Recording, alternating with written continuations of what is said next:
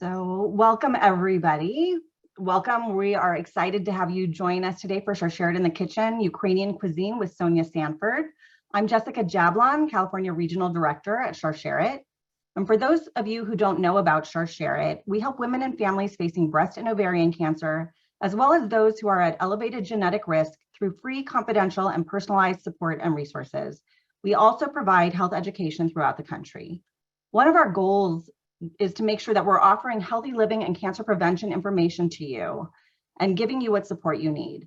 So in addition to our virtual services that can be found on our website or by emailing us, you can also access prior webinars on a range of topics, as well as access our calendar of upcoming virtual programs through our website. Before we begin, a few housekeeping items. Today's webinar is being recorded. Participants' faces and names will not be in the recording as long as you remain muted, and it will be posted in the next couple of weeks with a transcript. If you would like to remain private, you can turn off your video and rename yourself, or you can call into the webinar. Instructions are in the chat box now for both options. You may have noticed that all participants were muted upon entry. Please keep yourself on mute throughout the call. If you have questions for Sonya, put them in the chat box, either publicly or click share it in the chat box to submit a private question, and I will ask them throughout the program. We will send up a follow-up email with tips and recommendations from today's webinar with the recording. We're very excited to continue our Shared in the Kitchen series, an initiative in partnership with Cedars-Sinai here in Los Angeles to empower those of us at risk for breast and ovarian cancer to make healthier diet choices. We've had some really amazing guests for this healthier cooking series, and we invite you to check out our prior Shared in the Kitchen webinars on our website at the link in the chat. You should have received the recipes for today's programs in advance. My colleague is going to put the link in the chat box now so you can download and print it, or you can just see it on your screen. We want to thank our incredible sponsors, Cedars-Sinai, the Cooperative Agreement DP19-1906 from the Centers for Disease Control and Prevention. It's because of their generous support that we have been able to continue to provide this series of webinars. We also want to thank our community partner, Woman to Woman, for being here today with us. And now I can't believe it is already February, but that means that Shared Pink Day is coming up next Wednesday, February 15th. Pink Day is a worldwide initiative spearheaded by students, communities, and organizations. We wear pink as a way to raise awareness and generate conversations. We engage in tikkun olam, repairing the world, through a wide range of educational and fundraising events. Now, just like Breast Cancer Awareness Month or seeing someone wearing a pink ribbon can be hard for people who have been touched by breast cancer, we want to acknowledge that Pink Day can also be a hard day for some. And we want to remind you that our clinical team is here to support you and your loved ones. But ultimately, we believe these conversations save lives. So please, next Wednesday, wear pink and post on your social media, and you can tag us at Share It Official. Pink Day is also a great time to be reminded of the signs and symptoms of breast and ovarian cancer. My colleague is going to put the link to our Know the Facts resources in the chat. We also have a Know the Facts resource for men, so she's going to put the link to that as well. And then as part of our Pink Day this year, we're excited to offer a Zentangle Pink Day workshop on February 15th at 8:30 p.m. Eastern Time. Zentangle is an easy to learn, fun way to create beautiful works of art using structured patterns on a small paper format called tiles. This workshop is designed to promote relaxation and creativity. No art background is needed, and we hope that we'll see you there wearing your pink. Now, before we meet Sonya, I want to introduce one of our amazing volunteers and California Advisory Committee member, Danielle, who will be sharing her story with us. Hi, all. My name's Danielle Pullman, and I was introduced to Share It in October of 2017 when I attended a Pink Shabbat service at my synagogue. After listening to the speaker's stories, I decided to test for the BRCA gene mutations, given the long history of cancer in my family. Unfortunately, around that same time, as luck would have it, I was diagnosed with cancer. A small lump was found. I'm lucky to have been introduced to Share It prior to this, as had I not decided to do the genetic testing ahead of time, I would have certainly chosen to do a lumpectomy because we found the cancer super early. Later on, after doing all the testing, we discovered that the chances of the cancer coming back were extremely high. So I moved forward with taking all the prophylactic measures to have the breast best outcome possible. I'm happy to tell you all that I am now 5 years cancer-free. When I was diagnosed, I decided to handle everything on my own. I thought I didn't need Charsheret. I was wrong, by the way. I was really, really wrong. So let me just say that. But I did make the decision to put my name on the Charsheret peer support list once I was feeling better. While waiting for a match, I decided that it was important to help bring awareness to this amazing organization and community. The first step I took was to hold a webinar within the company I work for, which is Disney. I'm lead of the Community Outreach Committee within Shalom, which is our Jewish Business Employee Resource Group. So I was connected to Jessica, and together we created an amazing webinar program to introduce Charsheret to our Shalom members. We had both a male and female speaker, a geneticist, as well as Jessica from Charsheret, all speak. Shortly thereafter, I created an employee team to participate in the Charsheret West Coast Dash. We fundraised, and I believe we raised somewhere around $3,000, maybe a little more, I could be wrong. And it was a wonderful, extremely empowering, uplifting experience. It was the first time our team got together after COVID. It was a lot of fun. So I just want to really encourage you all, if you do work, to reach out to your employers to see if they will consider having Charsheret speak. It's amazing.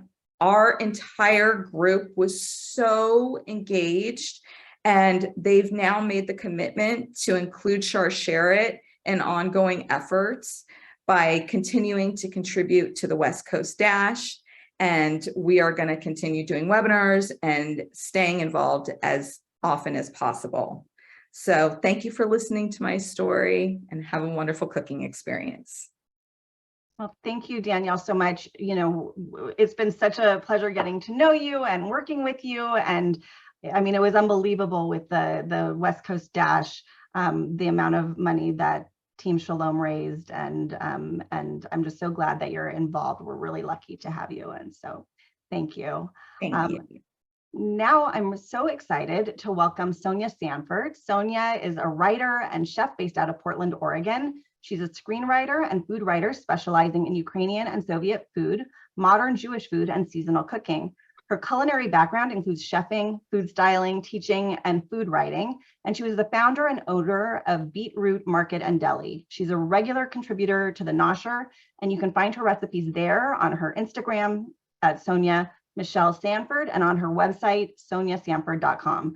And I highly recommend you follow her, as the fresh colors and beautiful food really look amazing. Please stay tuned to the end of our webinar and fill out our survey for a chance to win one of Sonya's favorite cookbooks, the Gefilte Manifesto, New Recipes for Old World Jewish Foods. Okay, welcome to Charsheret in the Kitchen. Sonya, thank you for being here today. I'll turn it over to you. Thanks so much, Jessica. Thanks for such a kind introduction. And Danielle, thanks for sharing your amazing story. And I'm so happy to hear that you're 5 years out from all that. So that's amazing. Yeah, so you know a little bit about me from Jessica. I also am the child of Soviet Ukrainian immigrants. I was the firstborn American in my family, but I grew up in a Russian-speaking home. My brother was born there, and all of my family on both sides all comes from Ukraine. So both sets of grandparents. And I grew up with a lot of Ukrainian food. I mean, it's complicated because in the Soviet Union, food became sort of nationalized across all the different regions. And that was intentional. So Ukrainian food can look a lot like Russian food and Soviet food in general. But one of the most Ukrainian dishes is in fact borscht, which is what we're going to make today. And it's one of those things where every single cook has their own recipe. Every single home has their own recipe and their own tradition. And it's really hard to find two recipes that are exactly alike. The central ingredient is, of course, beets. And there's sort of a couple of reasons why I want to share this with all of you. One of which is, like, beets are one of the most nutrient dense vegetables you can find. It's incredibly nutritious. You can make this recipe nearly year round. Beets and carrots and cabbage grow almost year round and then grow in various climates. So I was looking for something that sort of, because I typically cook seasonally, that was just easy to make, that was really healthful and extremely nutritious. And this version of borscht is my grandmother's recipe, my maternal grandmother, Miriam. It's her recipe. She taught me how to make it. And so while it, like I said, everyone has an opinion and it may not be exactly your style, this is to me the best version, of course, because it's her version. In our home, it was always traditional to make borscht without meat. So you may have seen many recipes that include beef or short rib or some kind of meat. We always kept ours vegetarian. And that's because we like to eat our borscht with sour cream. And in our home, we kept kosher, so we weren't mixing meat and dairy. So that's exactly what I'm going to teach you. And you have the recipe. So one of the things that differs depending on the borscht, oh, one last point is we're making this hot. We typically ate this hot. There's a version of cold borscht that we would eat in the summer, but I think some people only have sort of familiarity with the borscht in the jar or the borscht that you get cold in the summer. And really, most people eat it hot. So just to clarify that. And if you've never had it before, it will taste quite different than the kind that you can get in a jar at the store.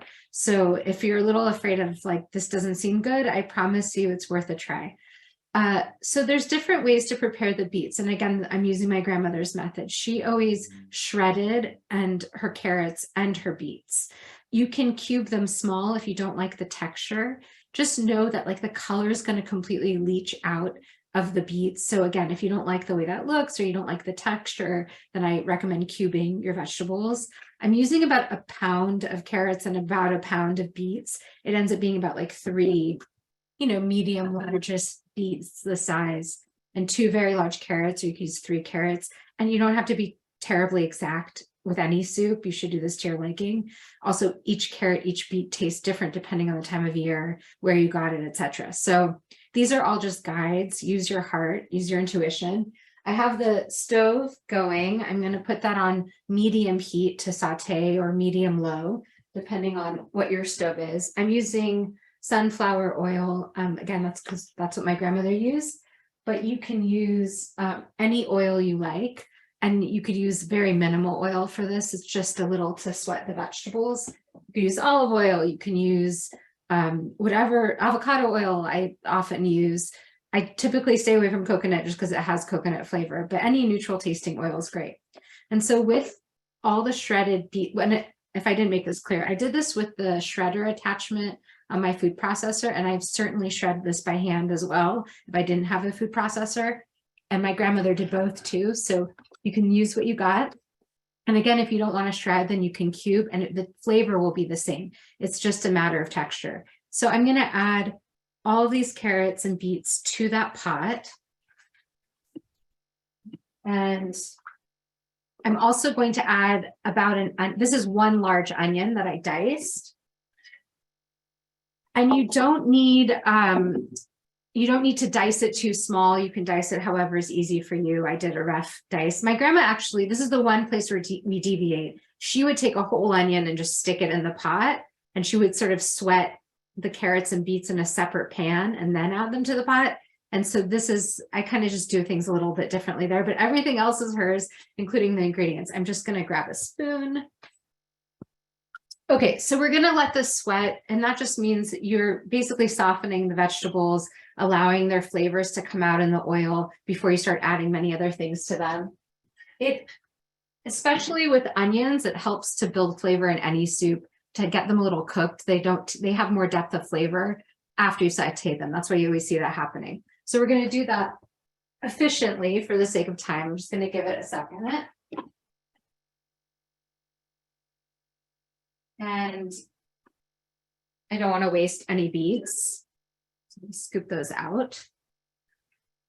And you can use like the golden beets or the Chioggia beets, which are like the candy striped ones. I just find for borscht, the flavor of dark red beets plus the nutritional value of them is my preference. But if you can use any beet you have, those just tend to be a little milder in flavor.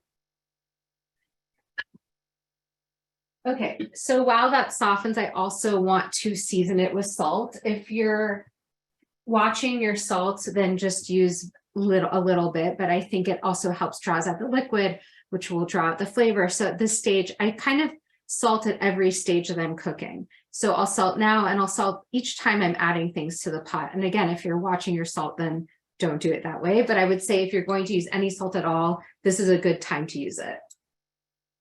So I'm just using salts, like a couple big pinches, but you can use it, you know, the way you like to. If you want to measure with a spoon, go ahead. But you're going to taste and adjust later once the soup is done.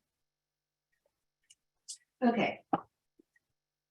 And I like to keep things on medium. I'm speeding it up here for the sake of our class, but at home, I really like to not rush this and not let things burn. So I keep the heat low.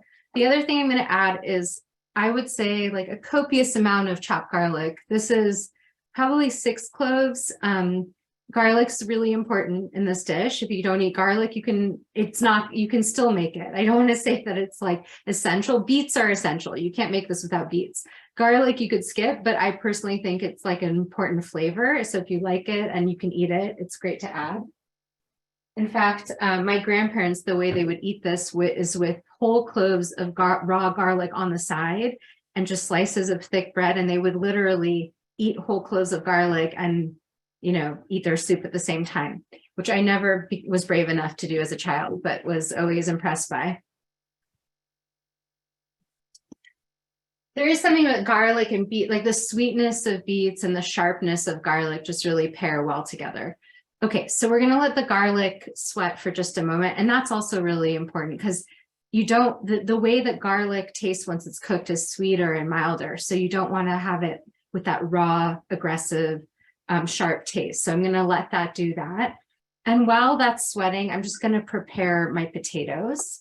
So I'm using, you can use any potato you like for this, any single one. Red potatoes, Yukon Gold, russets, they all work. Fingerlings, whatever you're into. If you don't like potatoes, you can skip them. If you want to have a little more heft to your soup and don't want to use potatoes, then I would recommend parsnip or rutabaga if you're watching your starch. In fact, I love rutabaga in almost any soup. I think it's the most underrated vegetable, and in soups it just turns so sweet and carroty and mild, and it's just it adds just a nice layer of flavor. It's a little different than a carrot. So I'm not adding rutabaga here today. I'm just going to take my potatoes. I like to do a pretty big cube for borscht because it's going to simmer for a while and I don't want the potato to totally fall apart. So I'm doing about 1-inch pieces, but you could certainly do them smaller if you prefer it smaller. And you don't want them too big because, again, you want to make sure they actually do cook in about, it's probably going to be roughly 40 minutes of simmering, depending. And I'm using about 1 pound of potatoes, which in this case is about 3 medium potatoes. These are Yukon Golds. If I was using russet, I might only use 1 russet. And I actually don't like a ton of potato in this. So this is another thing where, like, if you're not a big potato fan, you could use 1 or 2, or if you're a big potato fan, you could use a little more. So I'll just finish doing this. And if you have any questions, feel free to ask. And Jessica, feel free to interrupt me if I miss anything. Definitely will. Okay. So just going to finish cutting this. We'll reserve it. We're not quite ready to add the potato. And these are all like the simple foods that were available, right? Beets, carrots, onions, potatoes, cabbage. Some variation of that was sort of what people had access to and for longer stretches of the year. Certainly in deep winter, not everything was available, but all of these are essentially storage crops. Okay. A couple of questions came in. Great. Someone wanted to know if you could cook this dish in a pressure cooker. Oh, that's a good question. If you did it in a pressure cooker, I've actually never done that. And I have a pressure cooker and use it often. I would say, yes, you can, is my short answer. I think you could throw everything in at once. I would just set it for a little bit shorter time period than you might normally do and then see how it is and maybe add time. Because the only thing is you don't want it to all turn to mush. And yes, I think it would bring out the flavor very nicely. I love the way pressure cookers, like you really taste the vegetables in the broth. What was the other question? The other question was, other than russets and Yukon Gold, are there any other types of potatoes that would be good or not good? And how do you clean the potatoes since the skin is left on? Yeah, I washed them and I scrubbed them and I took out any like, actually I kind of missed one little spot, but I took out any like, you know, yucky spots or dark spots with a little knife or with the end of my peeler. You don't have to leave the skins on if they bug you, but I find, you know, that they taste better and they hold their shape better and there's no reason to peel them. But again, if you don't like skins, peel them. In terms of other potatoes, I would say, well, red waxy potatoes are great for this. It's really forgiving. So any potato, literally any potato, I can't think of one that would taste bad. Even sweet potato? Sorry, a sweet potato I would not call a potato. A sweet potato would make this too sweet, in my opinion. So again, if you were looking for a potato substitute, I highly recommend the rutabaga, parsnip, or turnip actually would work well too. All of them have like a potato-like texture, but without that starch. Okay, so this is getting, I can start smelling the garlic. That's how I know the garlic is sweated properly. Like once it really hits you, then you know you've done your job. And at this point, I'm going to add tomato paste. And this is one thing that I think people don't, this is just like a step that I think actually is important, is to cook your tomato paste before adding liquid, just like we're doing with the garlic. So I'm eyeballing about a tablespoon. All the exact measurements are in the recipe. But again, I think you should just, I think with soups, you should just play around and do what feels right to you. All right, so I'm just gonna mix the tomato paste. So again, the tomato paste has like a tinny flavor, and I find when you add it just straight to liquid, it doesn't entirely lose it. I know these are subtle flavors. There's no, like, if you forget the tomato paste, add it later, it's fine. But I like to cook it down. It also caramelizes a little, and it gets that just extra level of umami. So like whenever I'm making a tomato sauce for pasta, I do the same thing. I always make sure to caramelize that tomato sauce with my onions.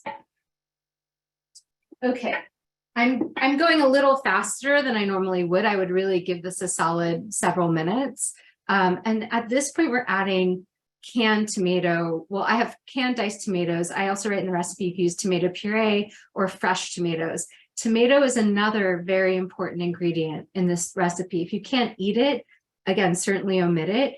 But what it does is it balances out the sweetness of those beets. The beets on their own are just so sweet as they cook. So every traditional borscht has tomato in it. And because fresh tomatoes aren't available year round, I just switch it based on the season. I mean, they are available here. They weren't there. So here they are available year round, but because again, I cook seasonally, I tend to just keep canned tomatoes in the winter. So I'm gonna add, this is about half a cup, which is, I think every can is like a cup and a half. And if you want to not waste and add a whole can, that's totally fine too. It'll just be slightly more tomatoey, which honestly will probably taste good. I'm going to reserve those tomatoes that I didn't use for something else. All right, so now I have my tomato in there. I'm going to add bay leaf.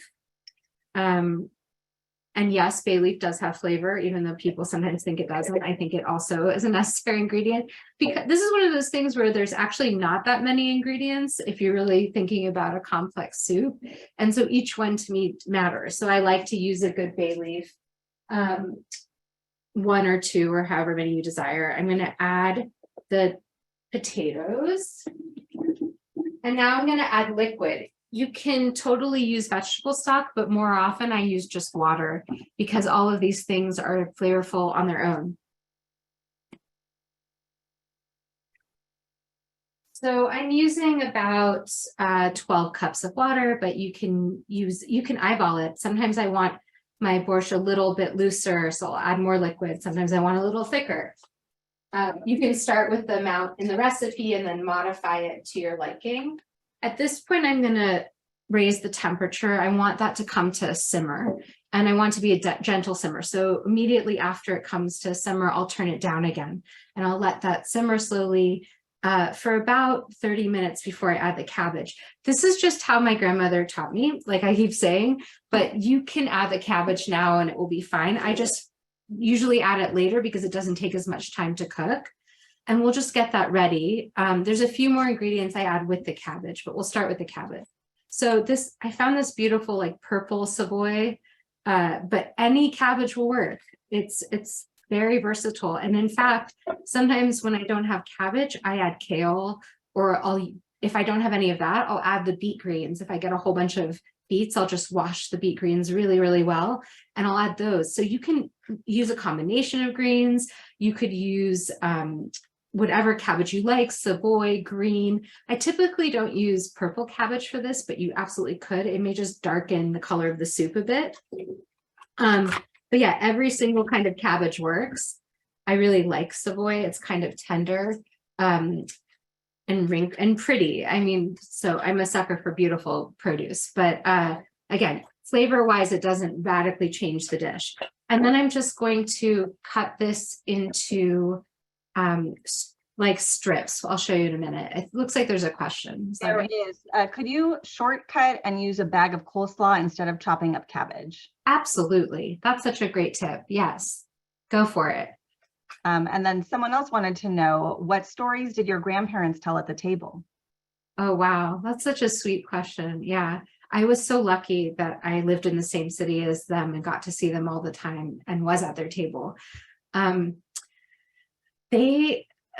mean, you know, it wasn't always that they told, life was hard there, and, you know, they were survivors. And so those stories weren't told with great frequency unless I really asked about them. But more often we were just talking. My grandfather loved to tell jokes. He loved to tell like kind of shtetl jokes. He spoke Yiddish and he would try to teach me Yiddish. And my grandmother and I often talked about food and cooking, which bore him tremendously, but he was really happy that we were, you know, getting along. So yeah, she would teach me we would often talk about recipes, how she made something on the table. There was always a lot of laughter. Thank you for that question. They were really important people in my life. And I always feel like she's with me in the kitchen. They both passed away actually recently in 2019 and 2020. Sorry. So, but I was lucky to have them for so many years. Okay, so I'm just doing like a rough chop on this. You could do strips, you can do diced, it does not matter. And like I said, any green will work, any cabbage will work, coleslaw will work, all of that works. And the coleslaw also has like shredded carrot in it, which is already in the soup. So again, more shredded carrot doesn't hurt. All right, so the other ingredient that I love to add, and that I think is important, unless you really don't like chopping, is the stems of herbs. So I'm gonna reserve the tops for the end, like the tender parts of fresh herbs. If you put them in too early in a soup, I mean, they just sort of wilt away and don't do very much. So I tend to add this actually at the very end. When I turn off the heat, that's when I'll hit it with all the fresh parsley and dill. But before then, what I'll do is actually chop up the stems of the parsley very fine. There's so much flavor in here. And by the time the soup cooks, you won't even notice it's in there. They'll sort of dissolve into the broth. And the other very important herb stem is dill. I can't think of a more important herb in Ukrainian cooking. I think dill, like it just smells like my grandparents' kitchen. It's just, it was in salads, it was in soups, it was on meat. I mean, everything had dill. If you don't like dill, omit it. But I really think if you haven't had it, this is a good place to try it. And if you love it, then add 10. So I take the dill stems and I'm reserving the frilly tops for the end with the parsley tops. And I'm going to finely dice both the dill stems and the parsley stems. And if there's like very woody bits, like there's just like very woody ends, I'll put those aside. Yeah, and if you don't want to chop this, you could also put them in whole or in cheesecloth and then fish them out. You could tie them with a little twine and they would still offer flavor and you wouldn't have to do all this chopping. And I would say that's the hardest thing about borscht, is really just chopping vegetables. Other than that, it takes very little effort. Is there another question there? No, Okay. somebody's commenting on the genius of that method. Yeah, I do this with chicken soup too. I do it with beans, if I'm making a pot of beans, I love to add cilantro stems because, you know, cilantro and beans tend to go really well. It just adds so much more flavor. And again, I'm always looking with, I feel like there's just a lot of bland soups in the world. And, you know, obviously you can add bouillon cubes or those kinds of ingredients, and they definitely make it more flavorful, but I'm always looking for ways to not have to do that, I guess. And since I'm ordering and add herbs, and this doesn't go to waste. I also keep a bag of like, I have a tremendous amount of parsley right now. And so I probably won't use all the stems of this for a soup.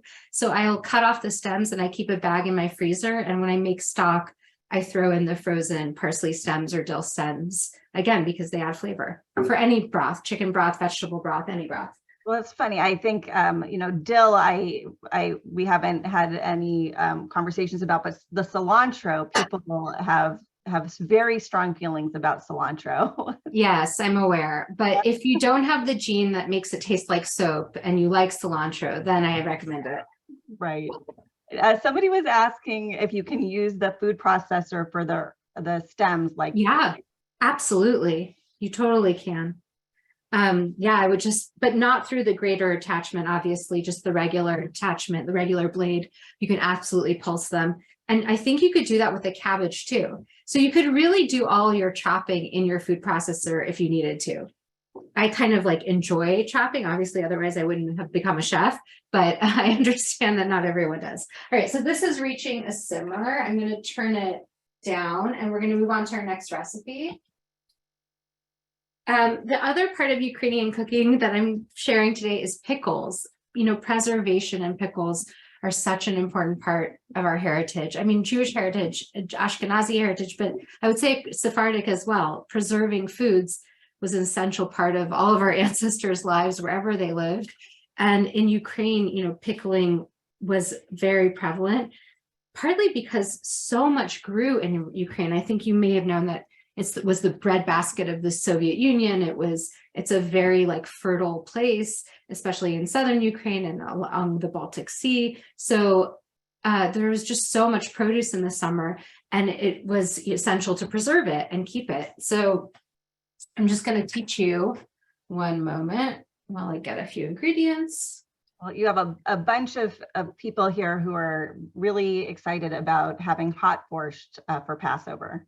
Oh, good. Yes, I love it during Passover. It's so good. And it's always nice to mix it up and have also like vegetarian options during Passover. So this pickle recipe comes from, is adapted from the Gefilte Manifesto, which is the book that you can enter to win. And it's one of my favorite cookbooks. It's an Ashkenazi cookbook written by Liz Alpern and Jeffrey Yoskowitz, who happen to be great friends of mine, but I also actually genuinely love their cookbook. And this is just a riff on their recipe because I think they are just experts on pickles. And it's a naturally fermented pickle. And I think we all kind of get scared when we hear pickles that you have to have like special equipment and sanitary jars. And pickling scared me for a while too. But again, I had so much exposure to my grandmother constantly pickling things in her kitchen that I definitely knew I wanted it to be part of my culinary life. So what I did is I took everything's in your recipe, but I took 2 cups of filtered water. It could be bottled water, it could be boiled water, it could be filtered water, just not tap water. And again, it will work with tap water. It's just ideally it's filtered.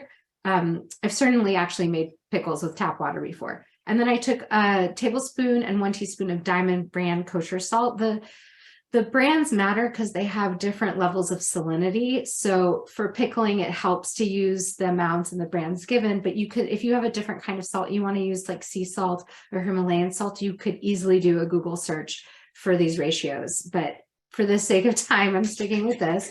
And I have it in here and it's actually sat for a bit and dissolved, but if I had just added the salt, I would just do this. And then this is all you have to do to create naturally fermented pickles. It's water and salt, and that's all you need, and a vegetable. And today I'm using just regular green beans. These are just standard green beans. You could use cucumbers, you could use Persian cucumbers. Ideally, you would use pickling cucumbers in the summer. You could do this with beets. You could do this with radishes or carrots, but I really do like this with beans. And the key with this is that you want this to be very compact in the jar. You really want to make sure that everything is submerged.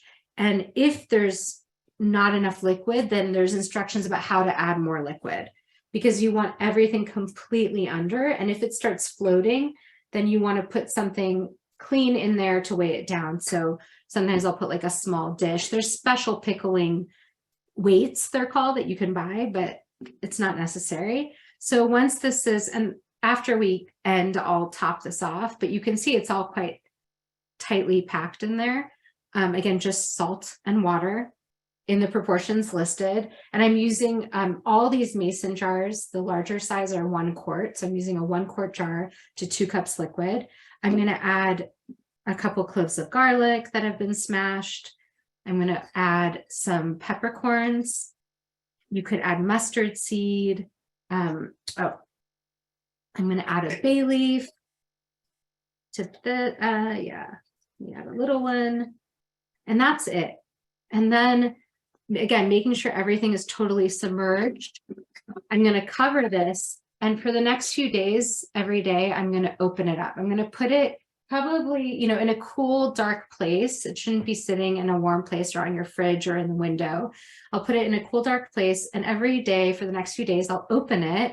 And that's called burping it. And that's literally all you have to do is open it. You don't do anything else. And then once you'll start seeing, like, there will be bubbles that form. It will start getting fizzy. It will start smelling and looking fermented. And then once you have the desire, you can taste it. And if it tastes like good to you after 2 days, then stick it in the fridge and your pickle's done. It will continue to ferment in the fridge, but you only keep it at room temperature for, I think, again, I put this all down, up to 7 days maximum. So sometimes, you know, like half sours and full sour pickles, if you're familiar with those, are just sort of the number of days they've been fermented before they're canned or stored. So I like mine more on the half sour side. So I usually opt for like 3-ish days, and I taste it and then put it away. And that's it. That's all it takes to pickle something, which I just love. It's so easy. And, you know, you start with a clean jar, but other than that, you don't have to sterilize it. You don't have to boil a big pot of water. That's all you need to do. The other pickle I wanted to show you before we add our cabbage is a quick vinegar pickle. So I love having pickled red onion just sitting in my fridge at any time. I just think it's such a nice pop of flavor on like a rice bowl or a taco or a salad, actually. And I use this vinegar ratio for just about, again, any vegetable. You could use it for onions, cabbage, carrots, radish, beans, cucumbers. I mean, fruit. I've used this to pickle peaches, to do a quick pickle on a fruit. You can do watermelon. That's actually very common in Ukraine, is to pickle fruit, plums, watermelon, and all those things. I'm going to add this just to get this out of our way. Oops. Okay. And then I'm just going to cut up some onion. You can use a mandolin. You could slice this very thin, but in this case, I'm just going to do, I don't know, a pretty thin slice. I want it all about the same size. And then separately, before we started, in a pot, I had simmered together a little bit of vinegar, water, salt, and sugar. And I just brought it up to simmer until the sugar dissolved. So it takes about 2 minutes, 3 minutes, maybe max. And that's all it takes to make a brine. I mean, pickling is just so easy. It's like, again, that's why I love teaching it. And many of you may already be expert picklers and none of this is new, but I find that a lot of people just have never tried it before out of not knowing that it's very simple. Okay. So then I'm just going to take my onion. This is about half an onion. We'll see how much it fills the jar. You can really stuff it in there. So this would likely fit, this 1 pint mason jar would likely fit an entire onion if I really press it down. Also, if you don't have mason jars, you can, you know, I frequently reuse jars. Again, because we're not canning, we're not like putting this on a shelf. You can use any clean jar you have. You could use a water glass if you needed to and cover it. So, all right, I have my onions in there. A question. Yeah, go ahead. How are you not crying from cutting the onions? I don't know. That's a great question. My knife is really sharp. I sharpened it just before we started. And that is always the secret for me not crying. Or if you have contact lenses, which clearly I don't. So I'm going to add a few peppercorns to this too. I'm not measuring because I'm just eyeballing, but there are measurements listed for you. And then, in the other one, I meant to add some dill sprigs, which I'll add to the green beans after. And so to this, I'll add a bay leaf, and I have some black mustard seeds, but you don't have to add any of this. You could add like nothing and just the vinegar brine, and it will be delicious. So then I have the brine that's been already dissolved. And like I said, this is just a ratio of white vinegar, plain old white vinegar, sugar, water, salt. I don't have a great sugar substitute for this recipe. If you're watching your sugar, this is a little bit of a sweeter pickle. You could omit it. It just might taste, if you use this exact recipe, it might just taste a little off. So if you wanted to do something without sugar, I would just look up a quick pickle recipe without sugar. I'm sure there are many. So again, I'm just going to pour, this is warm brine. It can be boiling hot, and just put it over the onions. I'm going to let this fully cool before I put it in the fridge. And then I'm just going to put it in the fridge. It's not going to sit on my counter like the beans. These will sit, like I said, for 3 to 7 days. This just sits on my counter until it's cool. Then it goes in the fridge. Within, 5 hours, it's ready to use. And it only kind of gets better over time. And it lasts, I would say, for up to, honestly, probably 3 months, but it never lasts that long. So I would say safely for a month and maybe longer. And then you always have pickled onions in your fridge, or pickled anything, because as we just talked about, it could be any ingredient at all. All right.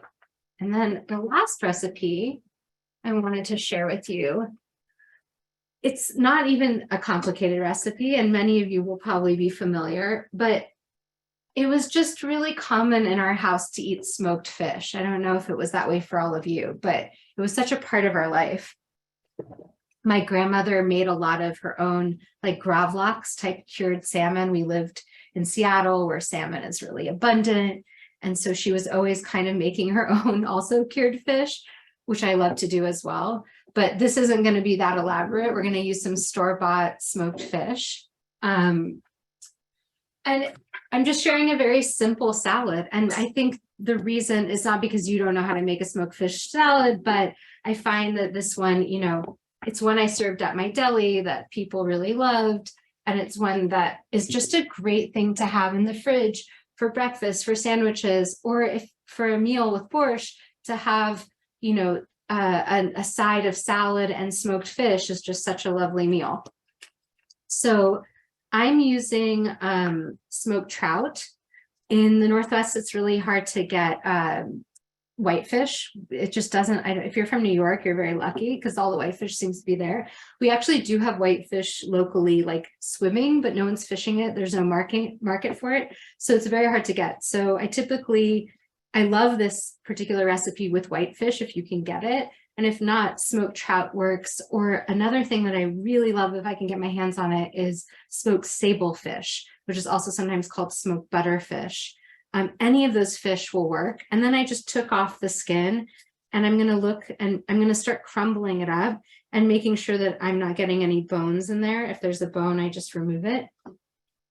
You can buy a lot of, obviously you can buy pre-made smoked fish. You can buy smoked fish that doesn't have anything added to it, but is already sort of flaked. So you can just see what's available to you. I do really love trout, smoked trout. It tastes close to salmon or whitefish, a little different from both. It's a tiny bit sweet. It's quite dry, it's flaky. And I'm just going to finish doing this, and then we're going to add a few of my favorite ingredients to it. So I find that any salad, whether it's tuna fish or smoked fish, any kind of smoked fish salad, or most salads in general, potato salad, all those things, I love to add fresh herbs. And I think that's the ingredient that everyone says, like, what is that? And it takes so little effort to add a fresh herb, but it just adds that extra something. Okay, So that's good enough. And then we'll add a few more ingredients to this. I'm just making sure my borscht is not boiling. In general, you don't want to boil soups or stocks. It kind of muddles the flavor. It makes the broth cloudier. So I like to make sure I'm always cooking any broth or soup on a lower simmer. And for this, I'm adding mayonnaise, both mayonnaise and sour cream. If you don't eat dairy with fish, then you can do 100% mayonnaise. And I'm just using an avocado oil mayonnaise. And there are exact measurements for you written down, but again, I'm eyeballing it. And I'm going to add a little bit of sour cream because I think it adds just a really nice, like acidic, creamy note to this. But again, for some people, this, you know, for laws of kashrut, they don't combine dairy and fish. And some do, based on your community. And then I'm going to add to this a copious amount of dill and parsley in honor of my family, and also because it tastes good. And actually, there's one more thing I want to add to this that will make it special, which is a little bit of lemon zest. I've already washed this really well. I prefer to use organic lemons if I'm doing lemon zest, but whatever lemon you have will work. And I'm just using a microplane. You could use a regular zester. You could use the side of a box grater. There's lots of ways to get zest. And it's just a little tiny ingredient, but it adds that extra something to your salad. And let me chop up some of these herbs. And a couple of questions. Yeah. Any favorite mayonnaise brands? I know they said they know people are very opinionated about mayonnaise brands. So what's your favorite? I wouldn't say it's the healthiest, but flavor-wise, Hellmann's and Best Food is my favorite. And I think the favorite of almost every chef. Duke's is another one, but they have a lot of like soy oils and canola oils. So if you're avoiding that, this is like the Primal Kitchen real mayonnaise made with avocado oils. And it actually just has avocado oil, organic eggs, organic vinegar. And I got this at Costco. It was relatively inexpensive. I think it's fine. Like, I don't think it's the most amazing tasting mayonnaise, but I think the ingredients are really good. Truly, my favorite mayonnaise is one I find at Russian markets or Eastern European markets. If you have one in your area or nearby, they have the best mayonnaise. It's with very good ingredients and the flavor is amazing. And that's because mayonnaise is in everything, which is partly why I'm making it. It's not just for the smoked fish. I'm making a mayonnaise-based salad because that was something we ate in our family on both sides of the family. So yeah, veganese, if you're looking for a vegan mayonnaise, I think does have the best flavor. There's also a question about, actually, it came in twice at the same time. Can you substitute Greek plain yogurt for the sour cream? Yes. And someone asked about using the non-fat Greek yogurt instead of mayonnaise. Yes, absolutely. I love using yogurt in place of sour cream or in place of mayonnaise. It will be really tangy, so I would just start with a little bit less and taste it. But yes, those are great substitutes. I've also put labna in this if I didn't have, so a thicker yogurt works too. Labna is essentially strained yogurt, which you can buy pre-made or make at home. Was there another question? That's all we have for the moment. Okay. And then I'm going to add a little bit of lemon. And again, all I'm ever trying to do is like add freshness to something. So it's like take something pre-made, but it really becomes your own because you're adding fresh ingredients, you're adding it to your liking. And this is like, it becomes actually quite lovely with all these herbs. It looks different than just your regular smoked fish salad. And on a plate with some garnishes, it can be a nice thing to serve at a Shabbat lunch or at a brunch that you're hosting, or just for yourself to have a nice meal. And I also use essentially, I don't put sour cream in tuna fish typically, or any kind of dairy in my tuna fish, but this is very similar to how I would make a tuna salad. So you could absolutely add, some sliced celery or even a little pickle if that's what you like. But that is my go-to smoked fish salad. And then the last things for the borscht, because we haven't forgotten about that before we go. I've been letting that simmer. I'm going to let it simmer longer after we wrap up here. But I'm going to be adding all of these herbs, really nearly a whole bunch. And I'll add them, like I said, at the very end. I will turn off the heat, and there will be two important things I add, one of which is the fresh herbs we just talked about. And you could leave a little on the side to garnish each bowl to serve when you're serving it. The other thing I add when the heat is off and the soup is fully done is lemon juice. So I'll add the juice of a whole lemon to this pot of soup, and that's very important. Lemon juice, and in fact, my grandmother often used citric acid, which I don't understand how she started doing, because I don't know if that was what was available, but she always said you can use citric acid or you can use lemon juice. And you want that tanginess with the sweetness of the carrots and the beets. Even though you've added tomato, the lemon brightens it and takes it to a whole new level. So, and we add it at the end, because if you add it too early, it just cooks off and you won't taste it. So, and again, right before you serve it, definitely try it, taste it, make sure it's at the right salt level for you. Make sure, if you want to add pepper or something. I haven't added pepper to this yet, but you could absolutely add pepper, and then add your herbs and your lemon. And yeah, we have a few more moments if there's any last questions or. Somebody said that they add vinegar to their borscht. Yeah, exactly. So anything acidic. So if you didn't have lemon, a plain vinegar, not a balsamic, but like a light vinegar, like a white champagne, or probably even a red wine vinegar would work well. You just want that acidity. I have a question for you. The pot that you are making the borscht in? Yes. Very cool. How big of a pot is that? How many gallons? This is probably bigger than what you need. I think this is, I just want to show you if you can see how it's about halfway full. Yeah. I forget how many quarts this is, but hold on. I'll tell you.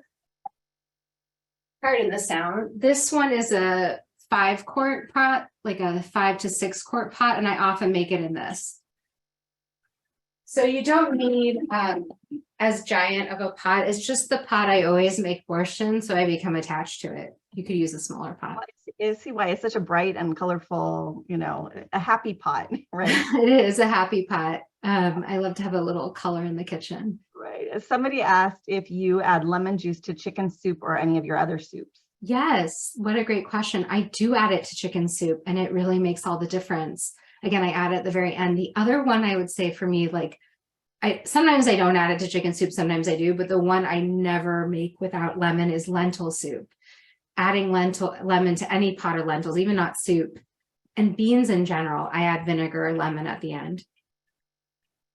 And no, it's somebody is asking any healthy pot you suggest for soup. Like a healthy type of pot? Yeah, maybe that's what the question is. I stay away from aluminum personally for cooking, if that's what we're asking. But yeah, any stainless steel pot, enamel cast iron, or I think it's called enamel cast iron. This is an enamel, I think, stainless steel pot. Yeah, any of those. Ceramic, there's so many, but yeah, my one thing is I just steer clear of aluminum and nonstick. Yeah. Well, I loved you when you showed us the borscht. It's kind of got like a pinkish color, bringing us back.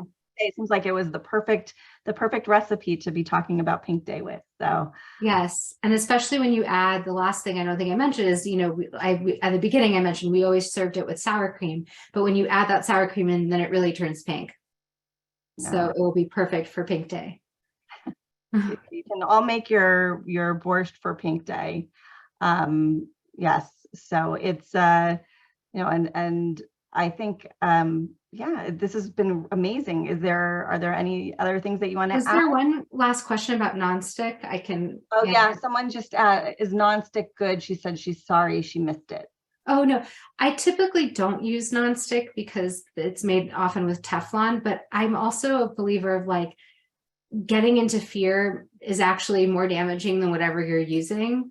And so, use what you have and don't be afraid. And getting in the kitchen and making your own soup is going to be so nourishing and delightful. But yeah, if you're going to go out and buy a pot for soup, then I would say nonstick is something I'd avoid.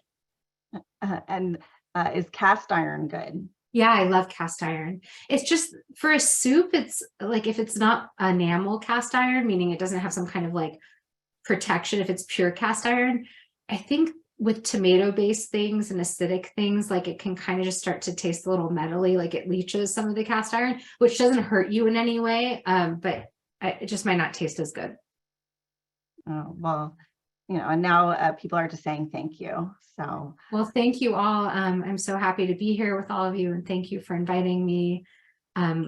Definitely always reach out if you have any questions I didn't answer. I answer all my DMs on Instagram. I answer any email.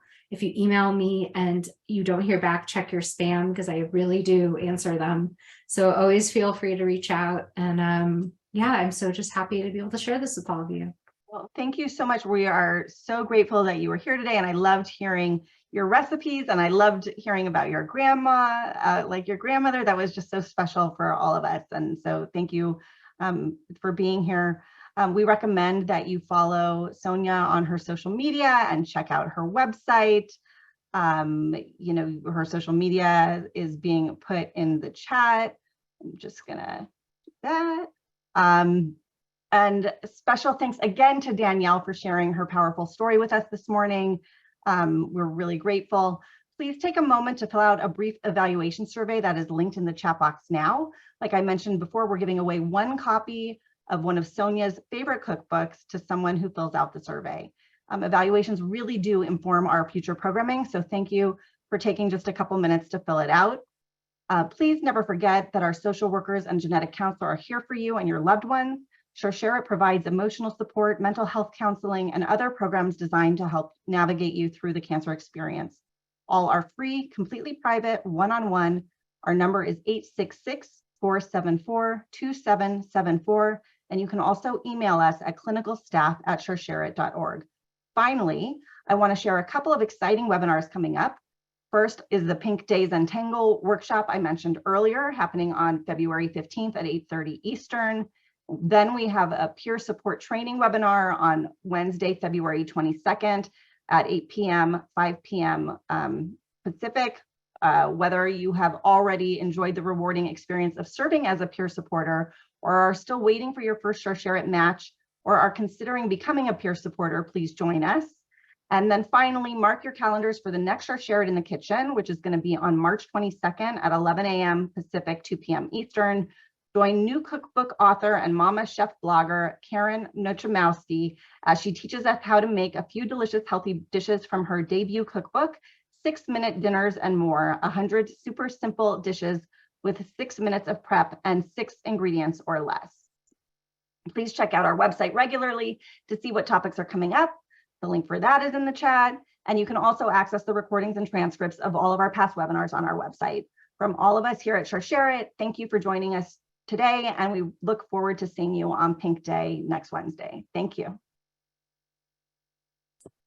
Thank you.